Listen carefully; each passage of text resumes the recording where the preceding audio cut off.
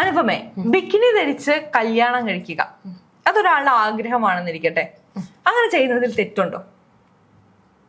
ആരെങ്കിലും അത് ഹാം ചെയ്യുന്നുണ്ടോ? ഇല്ല. പിന്നെ എന്താണ് ബുദ്ധിമുട്ട്? കഴിഞ്ഞ ദിവസം ഒരു വാർത്ത വന്നിട്ടുണ്ടായിരുന്നു.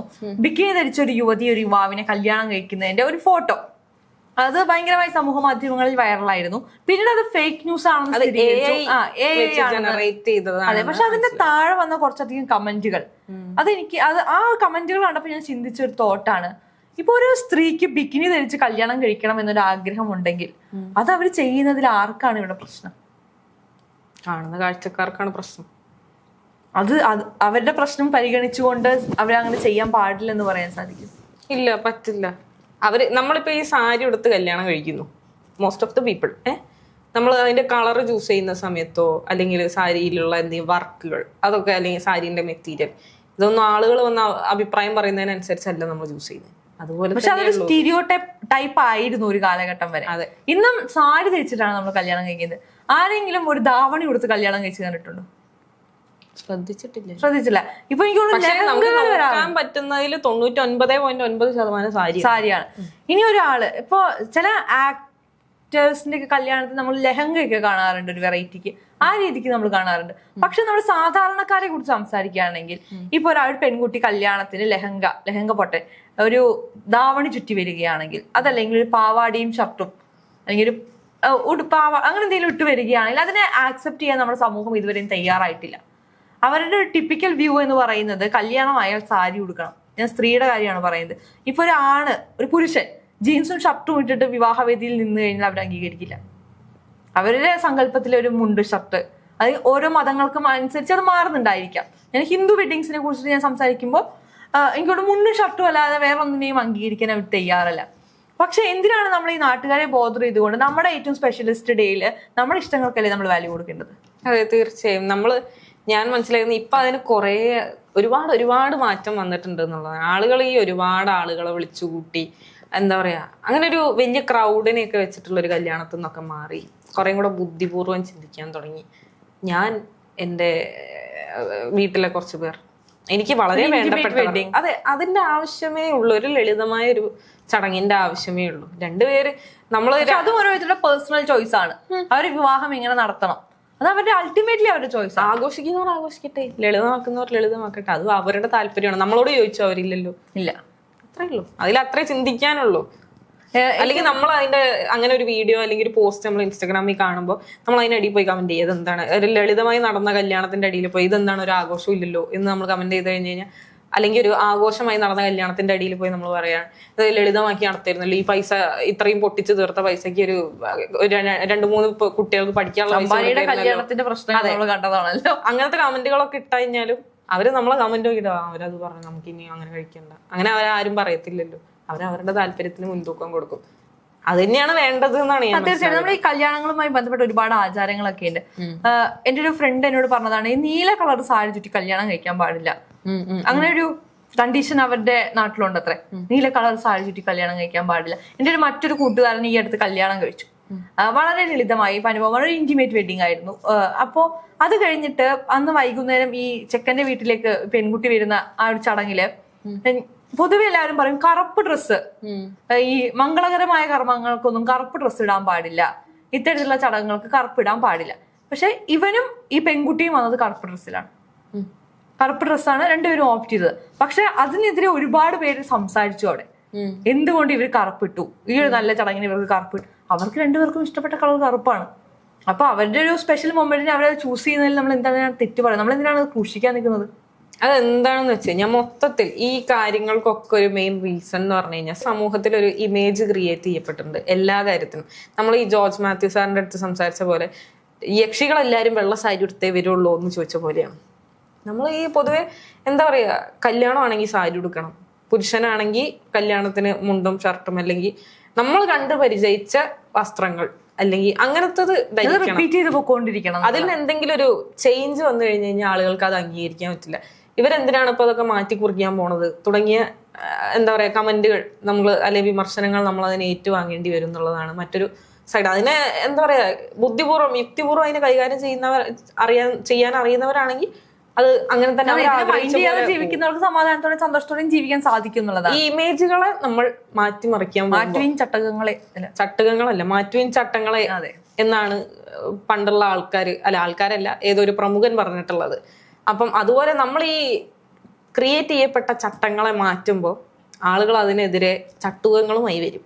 പക്ഷെ നമ്മൾ അതിനെ ഡീൽ ചെയ്യാൻ പഠിക്കുക എന്നുള്ളതാണ്. ഞാൻ ഈ ഇടയ്ക്ക് ഒരു റീല് കണ്ടിട്ടുണ്ടായിരുന്നു. ഈ റീലിൽ പറയുന്നത് ഒരു പെൺകുട്ടി ഡ്രസ്സ് എടുക്കാൻ പോകുന്നതാണ് വിവാഹത്തിന്. അപ്പൊ ആ കുട്ടി ഓപ്റ്റ് ചെയ്യുന്നത് ഒരു പിങ്ക് കളർ, ഒരു പേസ്റ്റൽ പിങ്ക് പോലത്തെ ഒരു കളർ ഡ്രസ്സ് ഇട്ടിട്ടാണ് കുട്ടി ഓപ്റ്റ് ചെയ്യുന്നത്. കുട്ടി ഇഷ്ടപ്പെട്ടത് ആ ഡ്രസ്സാണ്. പക്ഷെ ആ വീട്ടുകാർ ആരും അത് അംഗീകരിക്കാൻ തയ്യാറല്ല. കാരണം വിവാഹമാണ്, ഈ കളർ പറ്റില്ല. അവസാനം എടുക്കുന്നത് ചുമന്ന കളർ ഡ്രസ്സാണ്.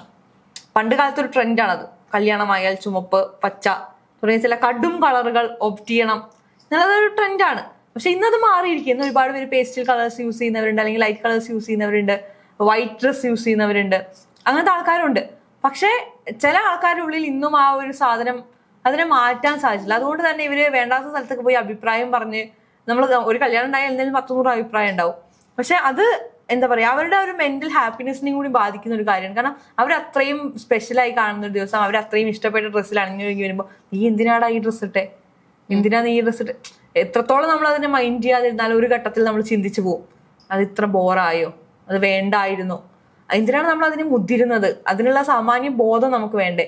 അത് അവരുടെ താല്പര്യങ്ങളാണ്, ഒരാളുടെ വിവാഹം അവരുടെ വ്യക്തിപരമായ താല്പര്യമാണ്, അത് വ്യക്തിപരമായ ഇഷ്ടത്തിന് വേണ്ടി ചെയ്യേണ്ടതാണ് എന്ന് മനസ്സിലാക്കാനുള്ള ബോധം നമ്മൾ മലയാളികൾ മാത്രമല്ല എല്ലാവരും കാണിക്കണം എന്നുള്ളതാണ്. പിന്നെ ഒന്നെന്ന് പറഞ്ഞു കഴിഞ്ഞാൽ നമ്മൾ ആദ്യം പരാമർശിച്ചു പോയൊരു കാര്യം, നിറങ്ങളുടെ കാര്യം. അതായത് കറുപ്പിന്റെ കാര്യം ശില്പ പറഞ്ഞു. കറുപ്പ് ഇട്ട് കഴിഞ്ഞ് കഴിഞ്ഞാൽ അല്ലെങ്കിൽ മംഗളകർമ്മങ്ങൾക്കൊന്നും കറുത്ത ഡ്രസ്സ് ഇടാൻ ആരും സമ്മതിക്കാറില്ല.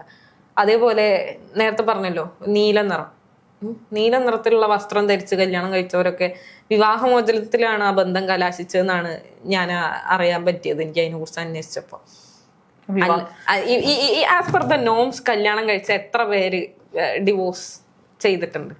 ഒരു 30%. അതിലെന്ത് റീസൺ ആണ് പറയാനുള്ളത്? അറിയില്ല.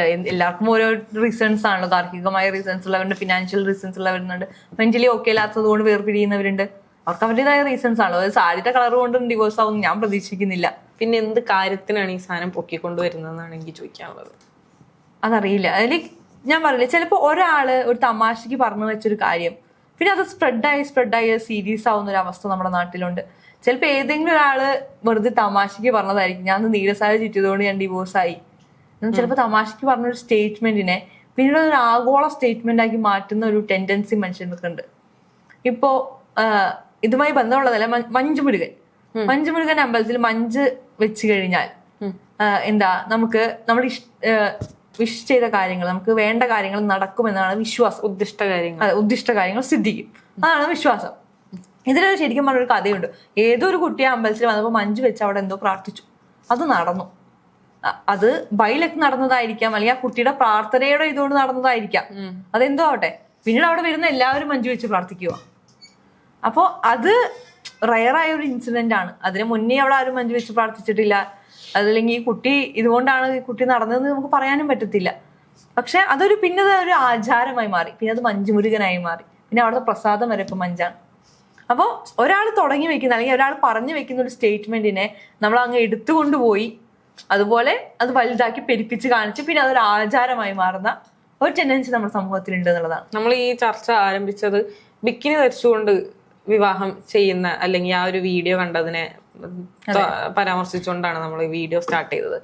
അപ്പം എന്താണ് അതിന് ശരിക്കും എന്താ പ്രശ്നം? നമ്മൾ ഈ സാരി ഓപ്റ്റ് ചെയ്യുന്നു, അല്ലെങ്കിൽ ചിലര് ലെഹങ്ക പോലെയുള്ള മറ്റെന്തെങ്കിലും വസ്ത്രം ഓപ്റ്റ് ചെയ്യുന്നു. അതുപോലെ നമ്മുടെ കംഫർട്ട് ആണ് അതിന്റെ പ്രധാനം എന്നാണ് ഞാൻ മനസ്സിലാക്കുന്നത്.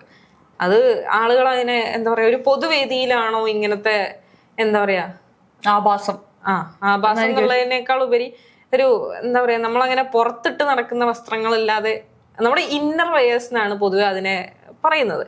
അതിട്ടിട്ടാണോ ഇങ്ങനെ ഒരു പൊതുപരിപാടിയിൽ പങ്കെടുക്കുന്നത് എന്നൊക്കെ ഉള്ള ഈ കല്യാണം അല്ലാതെ ഇപ്പൊ നമ്മൾ ഈ അൻശ്വരാജൻ അല്ലെങ്കിൽ അങ്ങനത്തെ കുറച്ച് നടിമാരുടെ ഫോട്ടോഷൂട്ടുകൾ ഇത്തരത്തിൽ ബിക്കിനി ധരിച്ചിട്ടുള്ളത്, അതല്ലെങ്കിൽ കുറച്ച് ഹോട്ടായിട്ടുള്ള കുറച്ച് ഫോട്ടോസ് വന്നതിനെ നമ്മൾ അതിന്റെ അടുത്ത കമന്റ് പോയി നോക്കിയിട്ടുണ്ട്. ഇവരൊക്കെ തന്നെ എന്തൊക്കെയോ പറയുന്നു. ആ കുട്ടിയുടെ വ്യക്തിപരമായ താല്പര്യമാണത്, അതിനെ ആരും അംഗീകരിക്കാൻ തയ്യാറല്ല എന്നുള്ളതാണ്. ഒരു കാലഘട്ടം വരയ്ക്കും നമ്മുടെ സേവ് ദ ഡേറ്റ്, എനിക്ക് തോന്നുന്നു മീറ്റ് മേരിയുടെ സേവ് ദ ഡേറ്റ് ആണെന്ന് തോന്നുന്നു, ഒരു പുതപ്പിന്റെ ഉള്ളിൽ വെച്ചിട്ട് ഒരു സേവ് ദ ഡേറ്റ് വന്നിട്ടുണ്ടായിരുന്നു. അന്ന് അത് വലിയ ചർച്ചയായിരുന്നു. വലിയ ചർച്ച എന്ന് പറഞ്ഞാൽ ആഗോള പ്രശ്നമായിരുന്നു അവരങ്ങനെ ഫോട്ടോ എടുത്തത്, എന്തിനാ അങ്ങനെ ചെയ്തു എന്നുള്ളത്. പക്ഷെ ഇന്നിപ്പോ എല്ലാ സേവ് ദ ഡേറ്റും അങ്ങനെയാണ് അല്ലെ. കുറച്ച് അവർക്ക് ഇഷ്ടമുള്ള പോലെ, അവർക്ക് ഇഷ്ടമുള്ള ക്രിയേറ്റിവിറ്റിയിൽ ആ സേവ് ദ ഡേറ്റ് ഇറക്കാനാണ് അവർ ആഗ്രഹിക്കുന്നത്. അതുപോലെ ഭാവിയിൽ ചിലപ്പോൾ ഈ ബിക്കിനി ധരിച്ച് കല്യാണം കഴിക്കുന്നതൊക്കെ വളരെ സ്വാഭാവികമായി മാറുമായിരിക്കും. അതിനെ ഇത്രത്തോളം ക്രൂശിക്കേണ്ട ഒരു ആവശ്യകത ഉണ്ടെന്ന് എനിക്ക് തോന്നുന്നില്ല. ശരിയാണ്.